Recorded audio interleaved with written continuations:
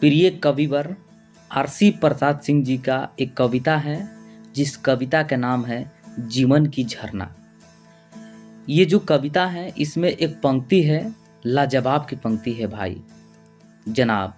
वो पंक्ति है कि जीवन क्या है, निर्झर है, मस्ती ही इसका पानी है, और सुख दुख दोनों तीरों से चल रहा राह मनमानी है।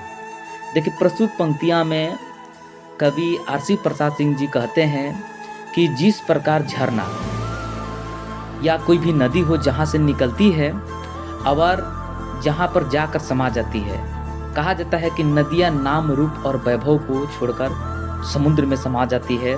तो नदियाँ जहाँ से निकलती है या झरना जहाँ से निकलता है और जहाँ पर जाकर समा जाता है, तो निकलने से लेकर समा जाने के बीच का जो समय होता है काफ़ी कष्टदायक होता है जनाब। क्योंकि जब नदियाँ चलती है या झरना तो उसके रास्ते में तमाम कठिनाइयों का सामना करना पड़ता है।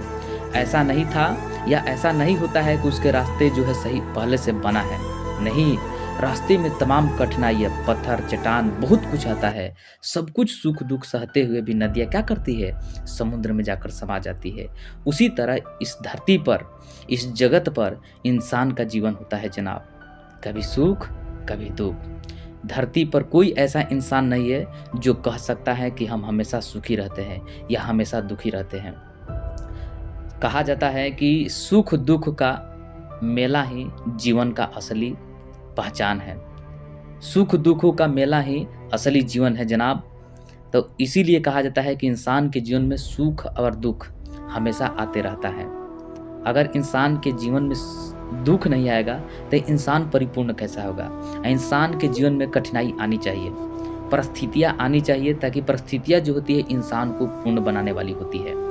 तो इस पंक्ति से मैं अपने जो भी हमारे छात्र छात्रा हैं, जिन बच्चों को मैं ज्ञान देता हूँ, जिन बच्चों को मैं सही रास्ते पर लाने के लिए प्रयत्न करता हूँ, तो उसी के संबंध में बता देना चाहता हूँ कि क्लास 10वीं और 12वीं के कुछ ऐसे छात्र छात्रा हैं, इनकी जो मनोवृत्ति है गजब की है।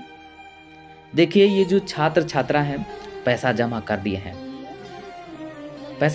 दिए हैं, लेकिन पढ़ने की जो उसकी प्रवृत्ति है, जो मनोवृत्ति है, क्लास 4 दिन आते हैं, एक दिन नापाता हो जाते हैं।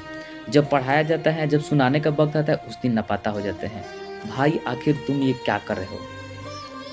आखिर आप लोग ये क्या कर रहे हो? ये आपकी महानता नहीं है, बल्कि ये आपकी मूर्खता है। आपकी ज़िंदगी भले अभी ऐश में चल रही है, सुख की ज़िंदगी जी रहे हो, मोबाइल पर अपनी ज़िंदगी का पालन कर रहे हो, ऐश की ज़िंदगी काट रहे हो, लेकिन आने वाला भविष्य में कष्ट झेलना पड़ेगा। आने वाला जो ज़िंदगी होगा बहुत कष्टदायक होगा।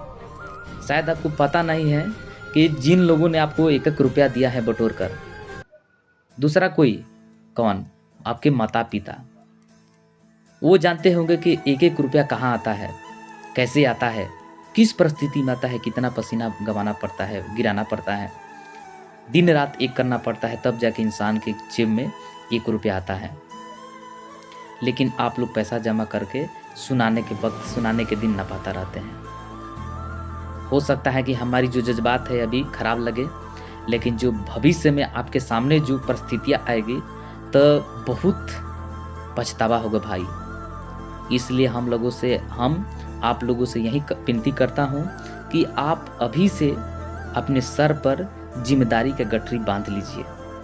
क्या होता है जिम्मेदारी, क्या होता है पैसा और क्या होता है पसीना, इसे रूबरू होखिए, ताकि आने वाला भविष्य आपकी सुखी से जीवन का यापन कर सके, आप किसी भी तरह की समस्या ना झेलना पड़े।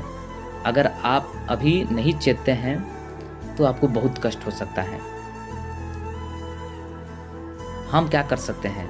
कोई भी शिक्षक हो, देखिए दुनिया का कोई भी गुरु हो, कोई खराब नहीं हो सकता है। हाँ, ये हो सकता है कि हर इंसान की पढ़ाने की अलग अलग कला होती है, लेकिन गुरु आपको करते क्या है? आपको सही रास्ता दिखाते हैं। कोई व्यक्ति जब नशा करता है तो नशे में चूर हो जाता है, घूमने लगता है, नाचने लगता है, ये तो नशा तो नहीं है ना?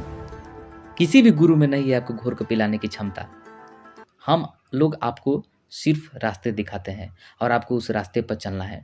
हम आपको रास्ता दिखाए, अगर आप रास्ता से विचलित हो जाते हैं तो इसमें आपकी कमी है। आप लोग अपने अंदर समझदारी लाइए। जिस दिन आपको घर की जिम्मेदारी आपके सर पर चढ़ेगी और जिस दिन आपको अपने जेब से एक ₹2 जो भी चीज़ अगर खरीद कर लाएँगे तो आपको पता चलेगा कि घर कैसे चलता है, माता-पिता कैसे घर चलाते थे। भले आप ऐश की ज़िंदगी अभी जी रहे हैं। तो अभी दुःख करिए, थोड़ा परिश्रम करिए, भविष्य आपकी खुशी से बीतेगा। यही है इंसान की असली पहचान, इंसानियत और मानवता।